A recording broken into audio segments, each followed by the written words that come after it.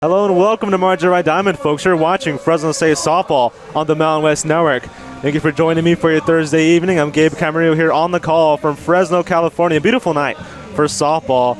Two double-digit comebacks for the Dogs in back-to-back games, and I got to tell you, Matt, I didn't see this one happening. It just looked like the freshmen were just playing like freshmen, and it just looked like New Mexico was dominating the paint. And then in the fourth quarter, everything changed, and that really is what makes this game the most impressive win for the Fresno State Bulldogs. Student opinion is split. In a classroom like this, some wear their masks because they feel it is safe, while others have decided to take them off because they feel it is time. The truth is, there is no right or wrong answer. Well, that was the Bulldog block party, and after the football practices, after the sweaty day today, and after baseball, I kind of just want to sit down and enjoy that corn dog I never got a chance to finish eating.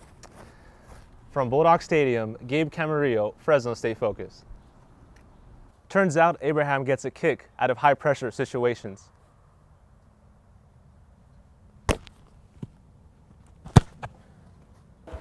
I am Gabe Camarillo reporting from Chansey Park for Fresno State Focus. The sights and sounds of Fresno Grizzlies baseball will be back on Friday. It's going to be the Fresno Grizzlies against the Stockton Ports on opening day, and it marks the 20th year of the Grizzlies playing here in downtown Fresno. Bulldog football fans received an early Christmas present, a teddy bear.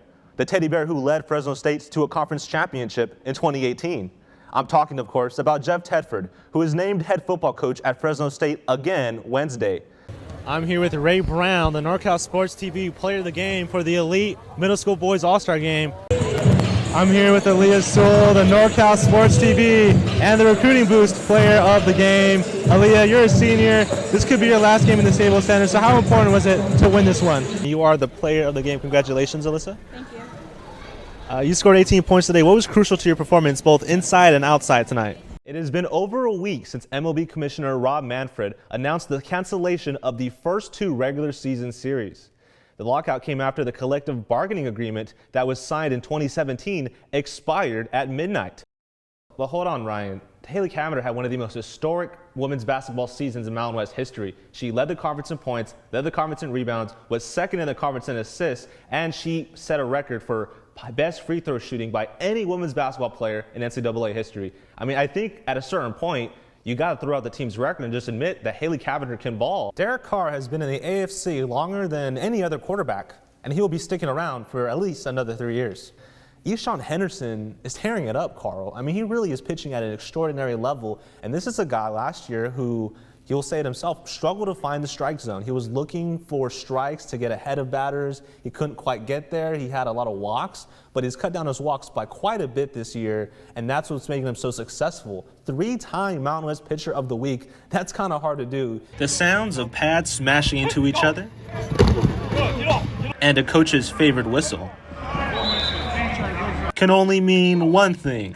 Fresno State football is back for spring practice. Well, it's day one with helmets, so you really can't evaluate too much off of that, except for just the energy, the mental preparation, which that's what spring football is about. It's about learning, it's about making mistakes, it's about defining the expectation on what we're looking for. The expectations are high for Fresno State football this season, with Tedford back in charge and Hainer back under center. Yeah, no, I've been telling, some people, and I mean, the expectation is a New Year's Six bowl game and a Mountain West championship, and I mean, I'm sure there's a bunch of other teams saying that across the country. The Bulldogs have 14 spring practices and a spring preview on April 30th. It's a time for newcomers to introduce themselves to coaches and returners like running back Jordan Mims to improve their game. Yeah, just, tighten up my game, work on that bursting cut and, getting away from defenders and stuff like that. So that's probably my biggest focus. It's also time for a largely new coaching staff to install their game plans and philosophies. There is one thing the Bulldogs don't need to learn: energy. From Bulldog Stadium, Gabe Camarillo, Fresno State Focus.